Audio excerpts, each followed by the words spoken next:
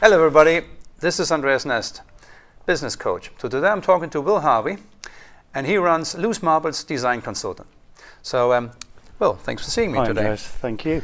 Just tell us a bit more about your story, please. Ooh, where do we start? Yeah, start at the beginning. Discovered art school at the age of 20. Up to then, didn't really know what I wanted to do in life, but art school directed me, and I studied fine art. But after leaving art school, kind of by default slipped into graphic design and art direction, and ended up working for most of the quality newspapers. And so how long did you do that? God, 20, 30 years. Yeah. 20, 30 years, wow, Yeah, okay. And you were yeah. commuting back and forth from... Well, I was living in London mostly, but then 20 years ago my first son was born, so I was commuting from Brighton. And I'll be honest, years later it was killing me, so just the waste of time travelling really got to me. So Abby and I decided to start Loose Marbles. Okay, and Abby is your wife, yeah? My partner, yeah. Your partner, in work and life. Work yeah. and life, okay. Yeah. And so, when was it that you decided you go solo? That was, well, I was always freelance. A certain newspaper did offer me a full-time role, and I turned it down because I just needed that freedom. Right. And I actually quite enjoyed going to different magazines and different papers. I was like a troubleshooter, if you like. You know. And then when I decided to get out of the circus that was commuting to London, it was about 15 years ago, and it just felt good. Okay, some could argue that the money earned in London was considerably more. Yeah. But it was just nice having that freedom and being able to take decisions yourself, choosing who to work with as well. Yeah. So you turned your back to the newspapers and then created a new role for yourself? Yeah, pretty much. Doing what? Still art direction and design. Excuse me. But then the last couple of years, my role has been mostly copywriting. So Abby she looks after all the design and colour palette and branding for various projects. So what type of clients do you work now then? Ooh, very, very wide range, from beauty clinics to forklift truck manufacturers, hotels, bars, many different things. So just a lot of builders and estate agents. Okay, so to put that into perspective then, if I were launching a new website, I would call you and Abby in to design the layout, to make it look good, to have the right words in there, make sure we don't build the websites. We work with two other companies mostly, but we look after the content and the aesthetics. Okay. And we approach things. I know every design company says we're radically different, but I can honestly say that at the heart of everything we do is art. We approach things. I mean, I'm quite a conservative designer, small c, and Abby is a blue sky thinker. Okay. So you complement each other. Yeah. And how is that going for you? This year, extremely well. I'll be honest, it's peaks and troughs. Last year had some difficult moments with a couple of clients letting us down. But generally, it's good. It's good at the moment. It's good. It's lovely when a surprising project turns up. We may be involved in a product that's connected to a very fast sports car, famous one. So that's quite a nice thing, because it's that's an exciting project. Oh, absolutely. And so what have been the challenges then over the last 3 years for you? I guess the challenges are like any small business: cash flow, late payments, difficult clients, dragging things on, not making decisions. And how do you deal with those? In the past, probably not as well as I should have done, but now I'm so aware that time is our greatest asset. I can't bear wasting any time, and I can't bear people who waste my time. So of late, we've been quite selective. Who you take on? Yeah, because basically we had a couple of clients who I really wanted to work with and help, but from the outset they were difficult and wouldn't stick to schedules and things. So we kind of give people a couple of chances now and then. Afterwards we say, no, that's... And conversely, we've got some brilliant clients who just get it, and they like what we do. They communicate well.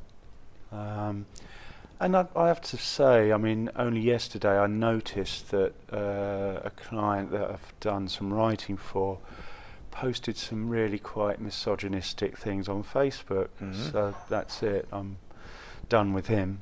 Okay, so you're very selective in I think so. Who you work with, Well, we're quite, we're very ethical, and ideally we would just work with clients who have great creative projects. That's never going to happen. You've always got to have the sort of bread and butter stuff, but we treat them with the same amount of respect if they're absolutely if they're good. So what would you say were an absolute highlight in your career if you look back? It was fun being flown out to New York to interview Klaus Oldenburg, the sculptor, by my dear editor friend Michael Pilgrim. That was, I think, when we worked on, probably don't remember it, but back in the 90s the Observer supplement was called Life, and I worked with a good colleague, friend of mine, Graham Black, who's a brilliant designer. Those were good times. Those were very good times. But then after that, when I stopped commuting, Abby and I opened a shop called Lost Marbles. And it was like Portobello Road in one room. Was that in Brighton? That was in Arundel. In Arundel, And that was fun. Yeah. And it gave us time to use the place as a creative hub and studio as well. So we were creating art and doing design work, surrounded by just beautiful things. Oh, that's great. You still have the shop, or have you? You've left it. Okay. No, so what's the next big thing for you then, and Abby? Getting our own website done would be good. To showcase your art. Well, she needs an online portfolio as well because of her art side. It's just funny. We are like the proverbial builders who never finish their own home. We brand other people, we market other people, we design websites, but our own is rubbish. So we've got to sort that out. You got to sort that out, ASAP. And then after that, we'll just see where the tide takes us. Absolutely. So is there anything that you would like to share with the audience about upcoming events that you're doing? Anything that is on your agenda? Well, I'd like to share really don't give up. You never know what's around the corner, and you can be really at your lowest ebb and something turns up and transforms your life. That's happened a couple of times with us, and I just think, if your heart is in it and it's your passion, you will do okay.